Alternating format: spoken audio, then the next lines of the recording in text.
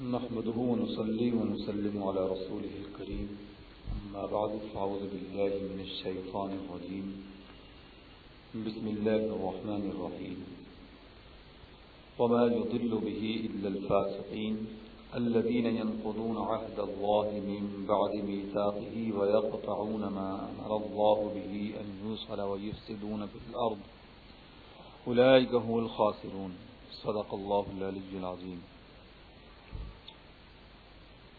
فرمایا وما يضل به الا الفاسقین، اور اس سے انہیں گمراہ کرتا ہے جو بے حکم ہیں. الذین ينقضون عہد اللہ، وہ جو اللہ کے عہد کو توڑتے ہیں. من بعد میثاقہ، پکا ہونے کے بعد. وَيَقْطَعُونَ مَا أَمَرَ اللَّهُ بِهِ أَن يُوصَلَ، اور کاٹتے ہیں اس چیز کو جس کے جوڑنے کا خدا نے حکم دیا. وَيُفْسِدُونَ فِي الْأَرْضِ، اور زمین میں فساد پھیلاتے ہیں. أُولَئِكَ هُمُ الْخَاسِرُونَ، وہی نقصان میں ہیں. اس آیت سے پہلے جو آیت گزری ہے اس میں اللہ تبارک و تعالی نے یہ بیان فرمایا تھا کہ جو مثالیں اللہ رب العزت بیان فرماتا ہے تو قرآن کریم میں جتنی بھی مثالیں بیان فرمائی گئی ہیں، فرمایا ان مثالوں سے گمراہ کرتا ہے لوگوں کو. یعنی ان مثالوں کو سن کر وہی گمراہ ہوتے ہیں کہ جو اپنے کفر کی وجہ سے قرآن کریم کی بیان فرمودہ ان مثالوں پر اعتراض کرتے ہیں اور محض انکار اور اپنی ضد کی وجہ سے وہ قرآن کریم پر ایمان نہیں لاتے. یہ بیان فرمایا گیا، لیکن اس کی کوئی تفصیل بیان نہیں ہوئی تھی کہ کون لوگ جو ہیں ان مثالوں سے گمراہ ہوتے ہیں. تو اب اس آیت میں ان لوگوں کی تفصیل بیان فرمائی جا رہی ہے اور یہ بتلایا جا رہا ہے کہ ان مثالوں سے وہ لوگ گمراہ ہوتے ہیں کہ جن میں یہ عیب پائے گئے ہیں.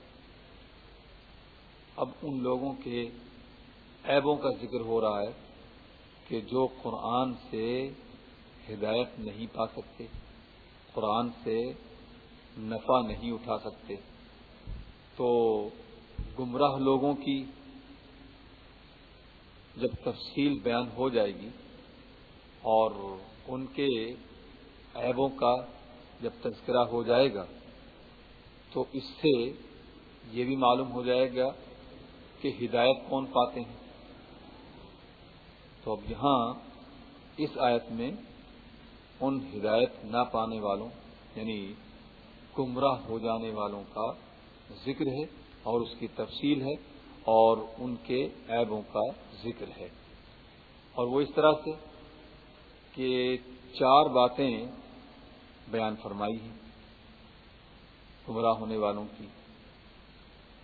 پہلی بات تو یہ فرمائی کہ الذین ینقضون عہد اللہ، کہ وہ گمراہ ہونے والے وہ ہیں کہ جو اللہ کے عہد کو اس کے پکا کرنے کے بعد توڑ دیتے ہیں.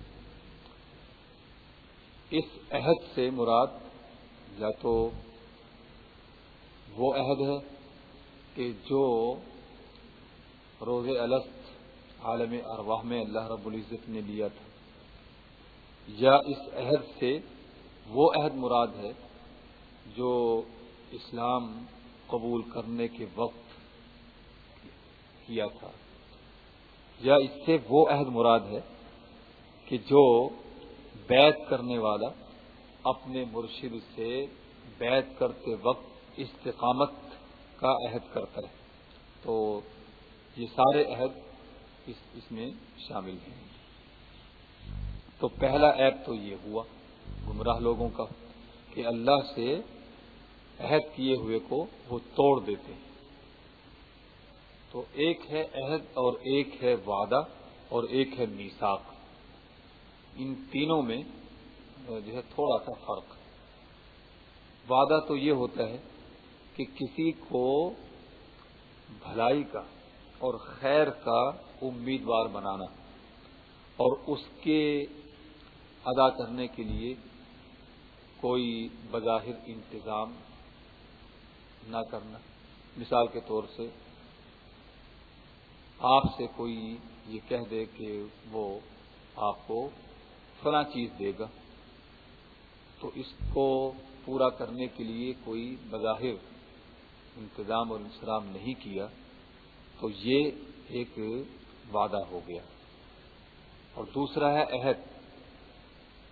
عہد جو ہے وعدے سے ذرا مضبوط قسم کا ہوتا ہے، یعنی کوئی آپ سے کوئی کام کرنے کا عہد کرتا ہے اور اس پر آپ گواہی بنا لیں، تو یہ عہد ہو گیا کہ اس میں تھوڑی سی مضبوطی پیدا ہو گئی کہ گواہ بنا لیے۔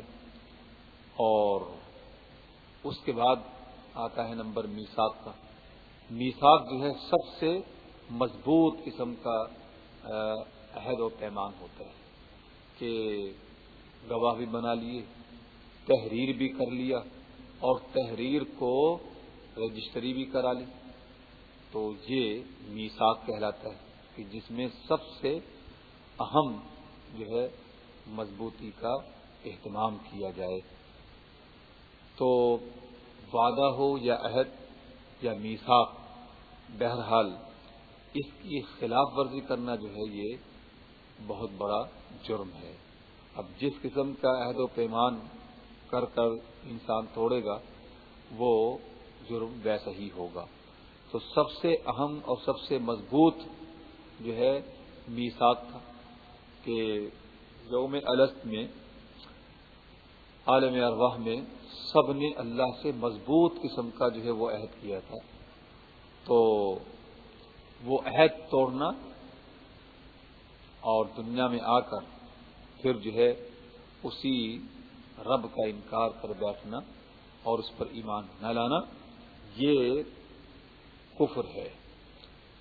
تو ایک عیب تو گمراہ لوگوں کا قرآن سے نفع نہ اٹھانے والوں کا یہ ہوا، اور دوسرا جو ہے ان کا عیب یہ ہے کہ وَيَقْطَعُونَ مَا أَمَرَ اللَّهُ بِهِ أَن يُوصَلَ، کہ وہ قطع کرتے ہیں، کاٹ دیتے ہیں اس امر کو، اس حکم کو کہ جو اللہ تعالیٰ نے انہیں جوڑنے کا حکم دیا تھا، یعنی رشتہ داروں سے رشتے نبھانے کا اور اس رشتے کے قائم رکھنے کا اور ان رشتہ داروں سے میل ملاپ استوار رکھنے کا۔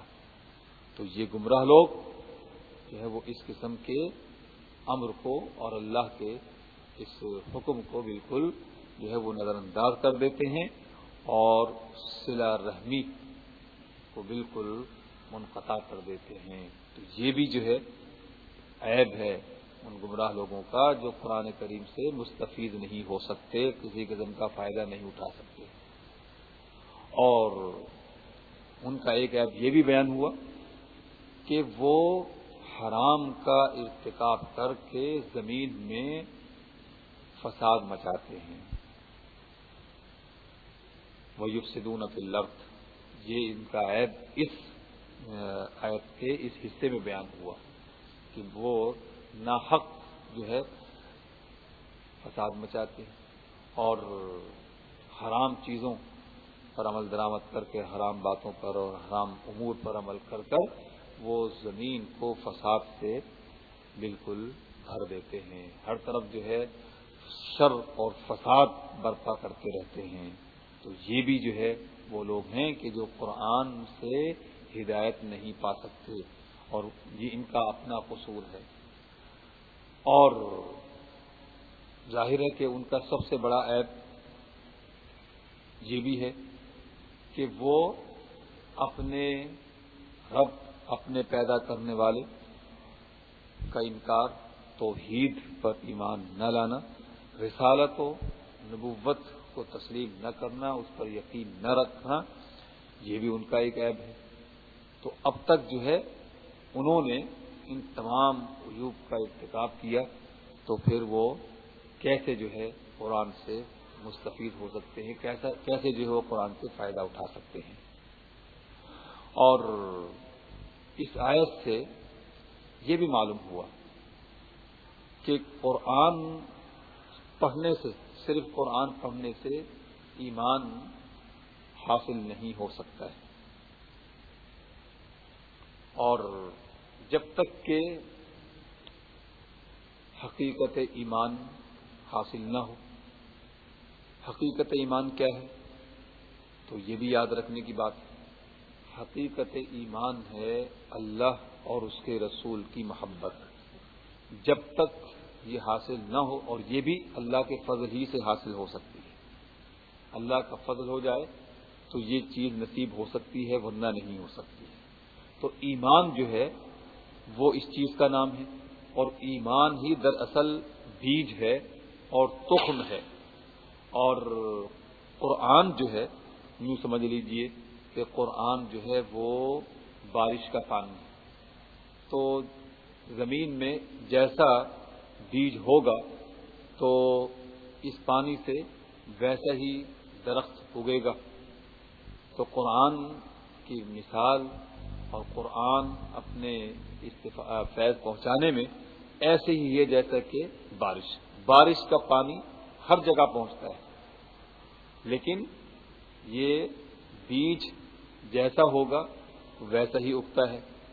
تو بیج جو ہے وہ ایمان، جسے ہم ایمان کہہ سکتے ہیں، اور ایمان جو ہے وہ دراصل اللہ اور اس کے رسول سے محبت اور الفت قائم ہونے کا نام ایمان ہے، اور یہی اصل ہے، اور یہی حقیقت ہے، اور یہی جو ہے تخم ہے، اور یہی جو ہے بیج ہے۔ اور اس آیت سے یہ بھی معلوم ہوا کہ قرآن کتنا ہی پڑھا جائے اور کوئی قرآن کے ساتھ اپنا بظاہر کتنا ہی جو ہے وہ رشتہ بتلائے، لیکن اس کا یہ رشتہ حقیقتاً قرآن سے رشتہ نہیں ہو سکتا تا وقت کہ جو ہے وہ سرکار دو عالم صلی اللہ تعالی علیہ وسلم کی غلامی سے رشتہ قائم نہ کرے۔ حضور صلی اللہ تعالی علیہ وسلم کی غلامی جب تک حاصل نہ ہو، اس وقت تک جو ہے یہ قرآن کا رشتہ قائم نہیں ہو سکتا ہے، اور ایمان کامل اس کو حاصل ہو ہی نہیں سکتا ہے۔ آپ دیکھیں کہ کافر کو پہلے قرآن نہیں پڑھایا جاتا ہے، پہلے اس کو کلمہ طیبہ پڑھایا جاتا ہے۔ تو یہ کلمہ طیبہ کیا ہے؟ یہ سرکار دو عالم صلی اللہ تعالی علیہ وسلم کی غلامی کا رشتہ قائم کیا جاتا ہے۔ جب یہ رشتہ قائم ہو جاتا ہے تو پھر کہیں قرآن کی تعلیم دی جاتی ہے۔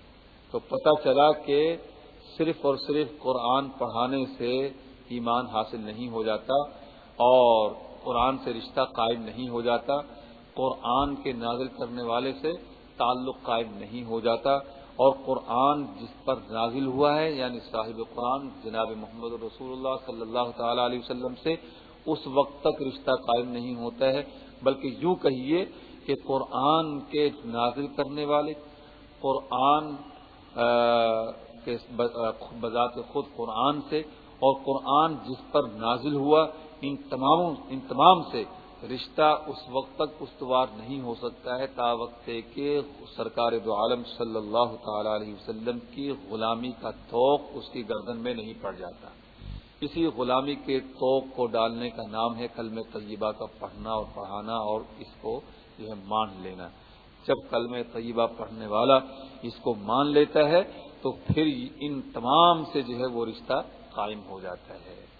تو جب تک یہ رشتہ قائم نہیں ہو اس وقت تک کسی سے رشتہ ایمان کے جو ارکان ہیں، ایمان کے جو جزئیات ہیں، ان میں سے کسی ایک سے بھی جو ہے یہ رشتہ قائم نہیں ہوتا ہے۔ تو پتہ چلا کہ سرکار دو عالم صلی اللہ تعالی علیہ وسلم کی غلامی جو ہے یہی جو ہے اہم ہے، اور اسی کے ذریعے سے جو ہے تمام سے رشتہ استوار ہو جاتا ہے، اور اسی سے پھر جو ہے وہ ایمان حاصل ہوتا ہے۔ تو یہ آیت کریمہ ہمیں یہ بتلا رہی ہے کہ قرآن اگر کتاب اللہ ہے تو سرکار دو عالم صلی اللہ تعالی علیہ وسلم نور اللہ ہیں۔ تو صرف کتاب سے کام نہیں چل سکتا جب تک کہ نور اللہ کا یہ حاصل نہ ہو جائے اور اللہ کا یہ نور نہ مل جائے اور اللہ کے اس نور سے تعلق جو ہے وہ استوار نہ ہو جائے۔ اللہ تبارک و تعالیٰ سے دعا ہے کہ وہ ہمیں اپنے اس جو ہے وہ نور سے اور اپنے اس جو ہے قرآن سے، اپنے اس کلام سے کما حقہ رشتہ وابستہ قائم رکھنے اور اس کو قائم رکھنے کی توفیق عنایت فرمائے اور اس پر قائم رہنے کی توفیق عنایت فرمائے۔ وآخر دعوانا الحمدللہ رب العالمین۔